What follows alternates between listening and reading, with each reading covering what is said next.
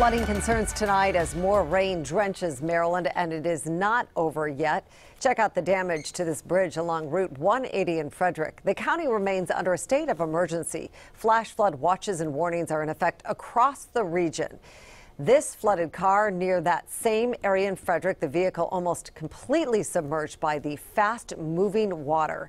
WJZ has team weather coverage tonight. Bob Turk is tracking what's ahead, but let's start with George Solis live in Frederick County. George?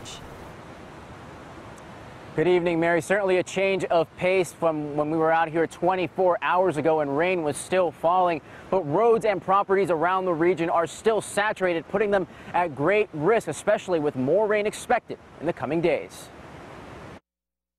Parts of Frederick County are continuing to feel the impacts of historic flash flooding that has caused unprecedented damage.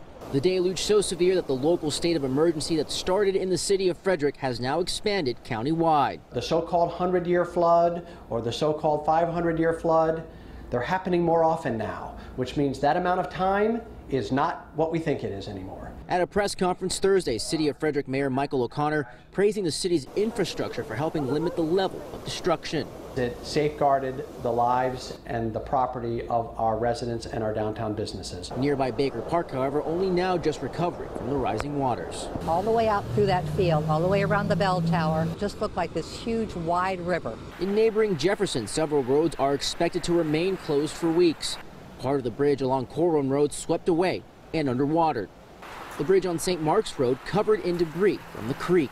One homeowner blaming part of the severe flooding on old infrastructure like this tunnel opening back here, which he says is so small that at the peak of the storm, it caused water to explode out here, not only changing the landscape of his backyard, but also of the creek itself. I keep calling it ground zero. John Parader's home was spared, but his yard, including his wife's garden and tools from his shed, destroyed. I have pieces of driveway and asphalt completely, 100 yards away, 50 yards away.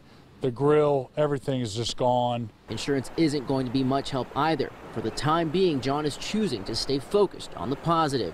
Everybody's safe, the family's okay. He's hopeful, as are many others, that the worst of it is now over.